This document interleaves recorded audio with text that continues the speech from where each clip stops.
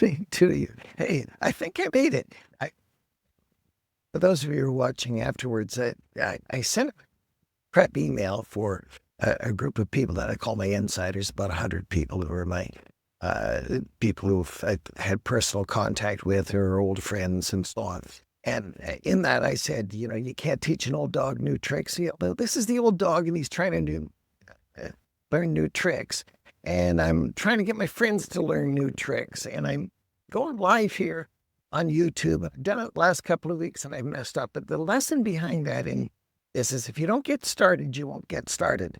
And I've seen so many people who've said, well, if I could get it perfect, I would get it done. And, you'll never get it done if you wait until you get it perfect. So here we are. And we're going to be going over the next year in this book. I didn't put those markings in it. It was done by the previous owner. I try to buy things used. And it's on print, this thing. And we got this far through it so far, and we got the rest to go. So we got a long way to go.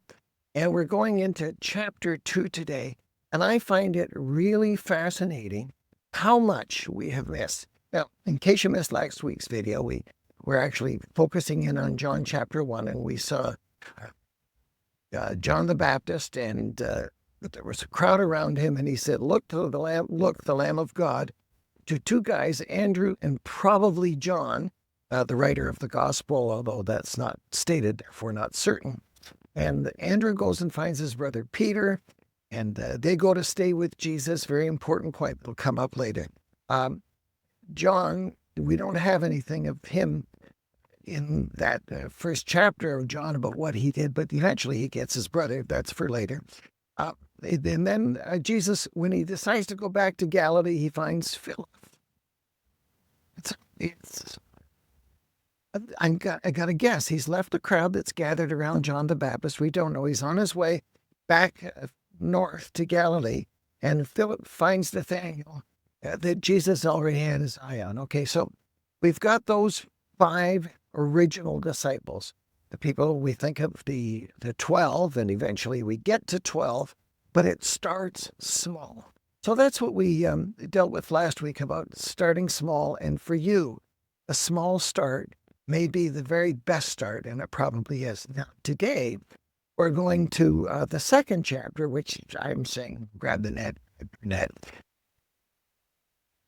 A.B. Bruce called it Fishers of Men. And I want to give you some of the things that we learned from this chapter, which I think is really helpful. I would encourage you to get a copy of the book, but of course, you can't get it unless you get it used, and you can do that online. But if you did that,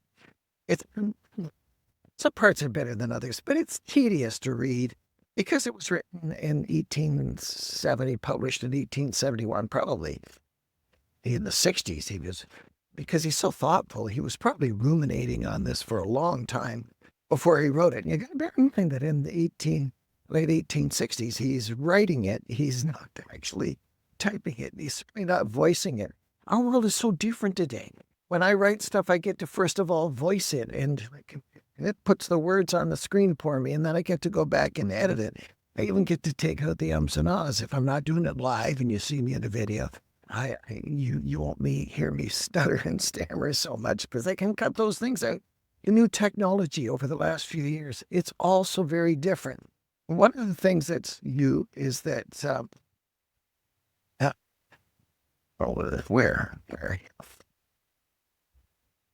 I've gone and taken it and put into modern English. Now, I'm editing and working on it to try and make sure it's consistent with what Bruce said.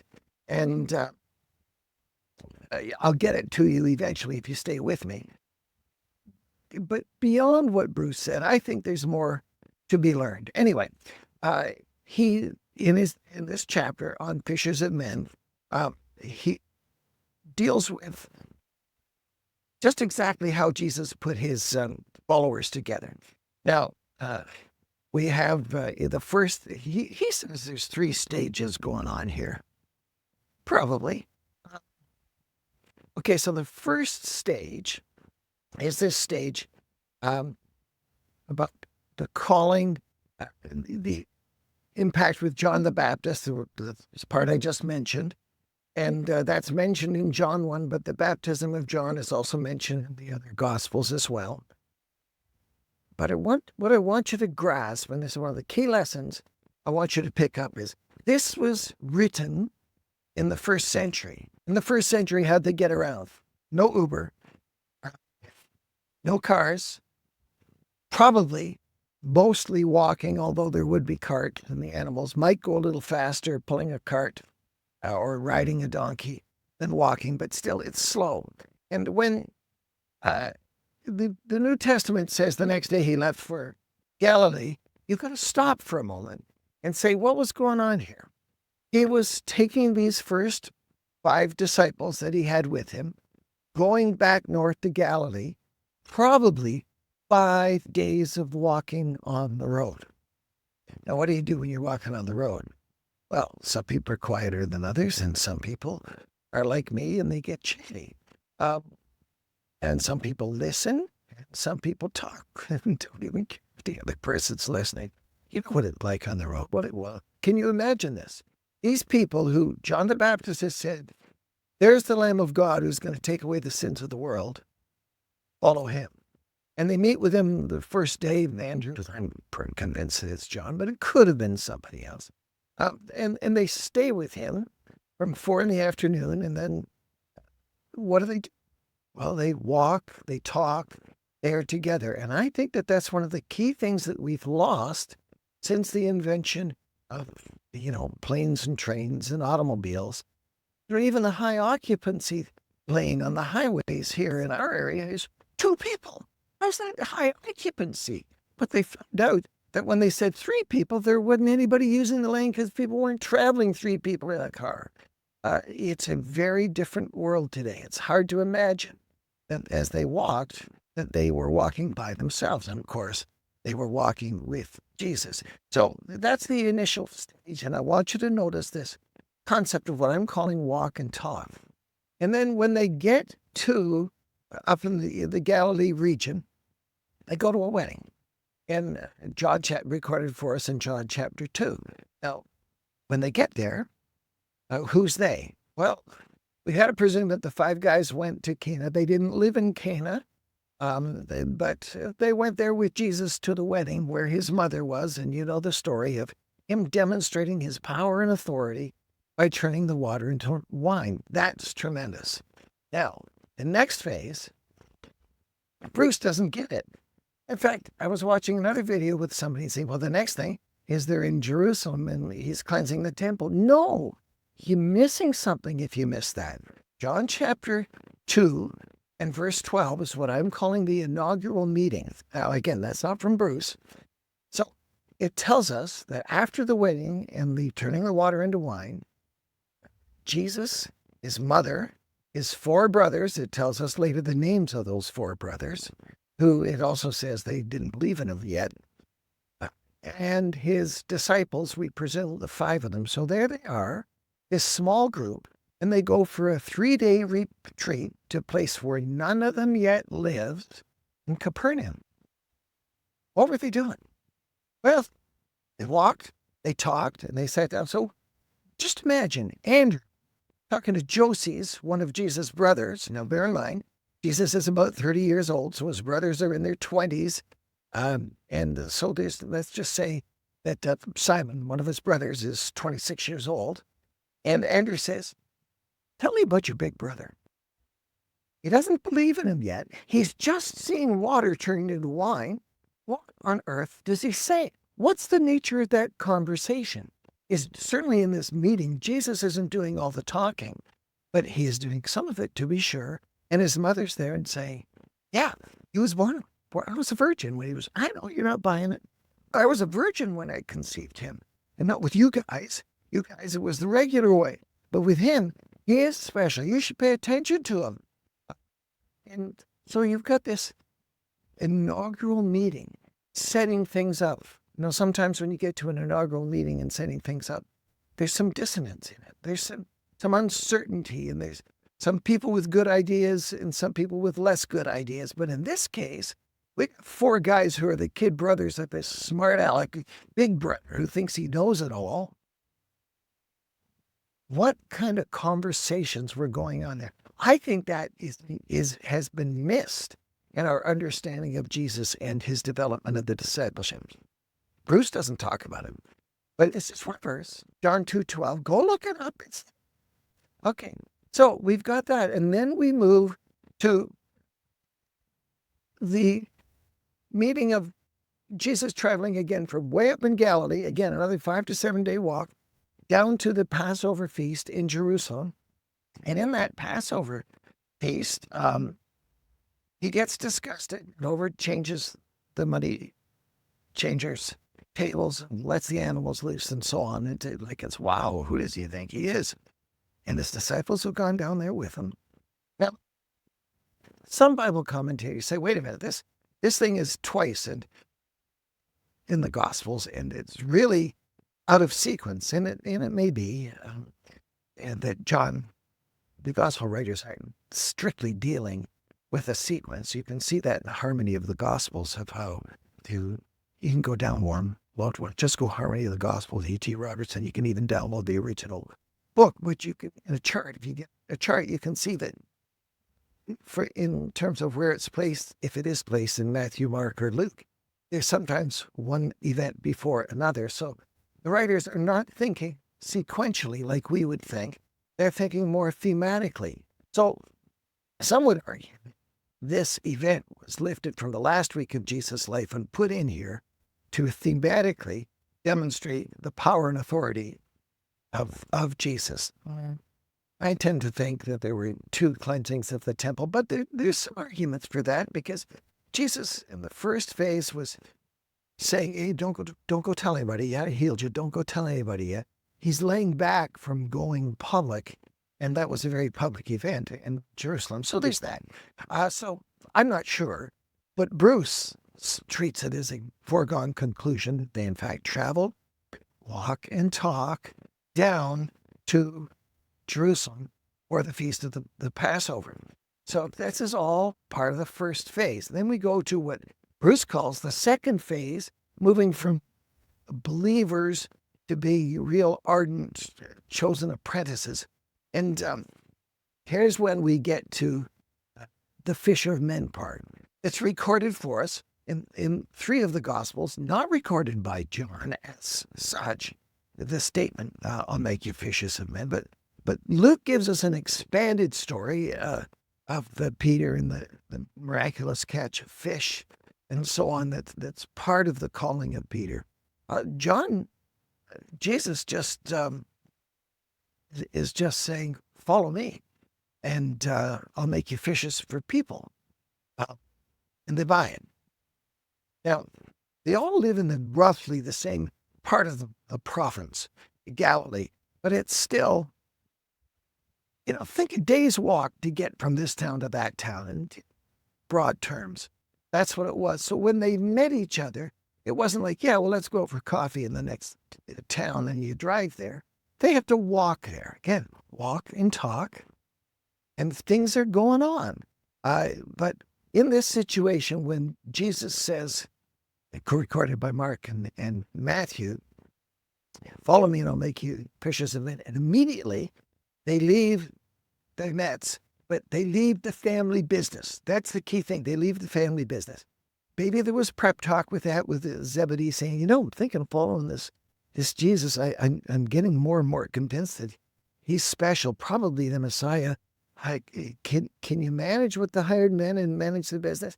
They were reasonably well off, James and John, because it was a family business, and we presume that Zebedee and his wife said, yeah, go. They left them, and they weren't lacking for something. They were down and out people. There's no evidence that Peter and Andrew, brothers in Bethsaida, fishing, that they had any time, in fact, for them to take that trip to go to where John the Baptist was baptizing. They'd had to take a day, weeks off from their work. And it doesn't tell us this, but they probably had hired people as well that could take the boats and fish. We're not certain about all these details.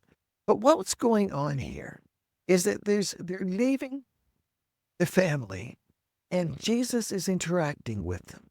And this interaction is quite intense. Bruce makes the point that probably, I have no evidence of this that I can find in the Bible, at some occasions, the wives went with them. We do know that Paul says that, hey, I got the right to lead a better life like Peter and the other apostles. So some of them were married. I doubt that John was married, but so, Bruce makes the point that sometimes they weren't with him and sometimes they didn't. He pulled that in thin air, but it's likely. When he writes it as if it's biblical fact. And we want to separate biblical fact and the presuppositions that we throw in to understand this whole process of discipleship. But it was pretty clear that Jesus wanted them to, first of all, see and hear and experience this teaching and the miracles and the wonderful things that he was doing so that it would creep into their soul and create great memories. You know, things that we remember, things that are unusual. You'll remember maybe when you were in the youth group, the day that the bus broke down on the way to the camp and you were there for 3 hours and you're, oh, what were we going to do? And it was terrible then. But you look back on it now when you see your old friend, you say, right at that time the bus broke down, we were on the way to camp. That was so much fun. Do you remember? And that memory is locked in for them.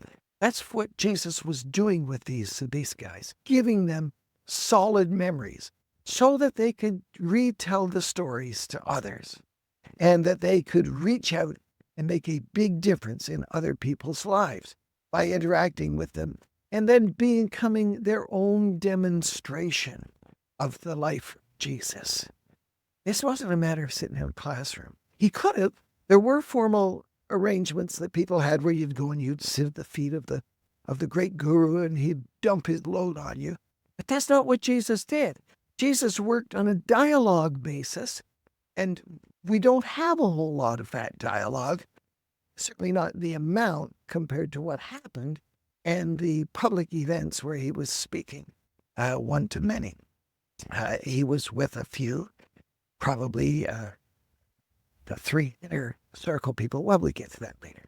Okay, so then in that first year, he gets to the third stage, and we have to presume that this is nearing the end of his first year of ministry, approximately 3.5 years. And at that time, he has assembled 12 people. It's just at 12. The Bible teaches us that he selected 12 out of the disciples to call them apostles. You know, when you put a name on something, it makes it more real to you, and it's very good for you to name. Where are you personally in relation to Jesus? Are you a believer or are you a disciple? Now, there's no distinction in the New Testament, but how do you describe yourself? Are you a follower of Jesus or are you just kind of looking from the stands, or are you on the field with him? You see, that third stage for these 12 that were set aside, that were with him all the time, probably the other disciples would come and go depending on the circumstance and the place, and they might travel for a day or two with Jesus and then go back home. Again, we don't know, but we do know that there was a crowd with him because we know later on he's going to send out 70 or 72 of those disciples. So there's this crowd coming and going, but the 12 are locked in and traveling with him most of the time. Probably not, although I don't know any record that says they went back home for a while, but probably not 100% of the time leaving the family. There's no evidence that they took their families with them, but there's no evidence that they didn't. There's no evidence that they had children, but there's no evidence that they didn't. The only evidence we have is that Peter had a mother-in-law. Mother-in-law without a wife. And we have James and John, when they're away from home, James and John's parents do this thing that comes up later that says, can't we have some special position because we were charter members? My kids were charter members of this group. We have to fill in the blanks on this to really understand. But what we do understand is that it was this initial stage put these guys at the end of the first year into an intense learning phase and a relearning. And that was so important for them. I mean, next week we get to the calling of Matthew, and Jesus takes Matthew as a sellout, a Jew, but a sellout to the Romans, the worst possible thing, and he takes him into his inner circle. I think The Chosen, if you haven't watched the Chosen series, I'll go and watch it. It's good entertainment, but it's also really good reminders of things. And the calling, I love the way they treat Matthew in The Chosen. They make him to be autistic and really out of sorts with the other guys. And you watch over a period of seasons how you don't like Matthew at the beginning, but you get to understand him and like him as you go. You just gotta go and watch it. It's going to be, is it 7 series? And I think we're in season 5. I think it's coming out this spring. I think it's season 5. And while you're at it, you thechosen.tv or download the app. There are background things, not just the program, but background discussions about things like what we're talking about here. And they have some different takes on things. They got people from different perspectives. I think it's very worthwhile for you to intensely work at relearning just like they did. So, what do we make of all this? You say you want to be like Jesus? Yes, be like Jesus. That's why some in the throne. Behold him. Yeah, well, Jesus was interactive with people. Jesus, by all the evidence we've seen in this first phase, is he's not dealing with, give me the public stage, put a mic on me so that I can be in front of the camera kind of a thing. No, we see him working with individuals to walk and talk. Yes, he dealt with groups, and that's where he worked with the individuals in the groups. There was a group with the wedding. There was a group when he was there with John the Baptist at the baptism time, and there's a group. Lots of people around went to Jerusalem for the cleansing of the temple. He dealt with groups, including the group that he assembled, but he also dealt with them as individuals, and they were walking and talking. So you want to be like Jesus. You got to deal with the so what. See, there's the what. And frankly, Bruce does, I think, a commendable job. Well, his story is a lot better than me. At the what. But there's not so much of the so what. And the so what just got there. Words on the screen for you. Where are the words, right? If you're going to be like Jesus, then now what? What groups are you going to relate to? The groups that are beyond the norm. Maybe a small group in your church, and please don't quit that. But maybe something else. Maybe you could join the local chamber of commerce, where you have something interactive. I'm not so big on sports teams. I'm not against them. I'm not so big on them because they are so single-focused, and the discussion in the dressing room, it tends to be focused on the game. But when you go to something like a local downtown businessman's thing, you end up with discussion that is more wide-ranging. Getting involved in your local Christian school, if you have one, where you go in and you do devotionals, where you can relate with the kids and the teachers and so on a spiritual basis. I say you want to look where people are hungry for something more in life, in getting involved in those groups. So we've got to move from the, so what, Jesus did this. Yeah, good. What are you going to do? You want to be like Jesus? Then find a way to get out of your comfort zone. I'm out of my comfort zone, trying to do this broadcast live for you. How we doing? Hope it's not bad. I can't even tell if anybody's watching live, but if you are, would you please subscribe? I don't really know what that means yet. I got to figure all this out. But go tell 2 friends. Tell him to tell 2 friends to come and watch this stuff, and maybe with your spouse. Watch it together. Half an hour, that's less than a sitcom. Discuss how it relates to, you want to ask, what does it talk about? Eventually, I'll get you a copy of it so you can read it. Then, so what? And what now? What's going to make the difference for me? I hope that you will grab this and change your behavior. Get a little uncomfortable. Like I'm a little uncomfortable right now, but I'm going to stop the stream and let you start the discussion. I don't even know where the button is on the computer. See you next week. Please come back. Please bring some people with you.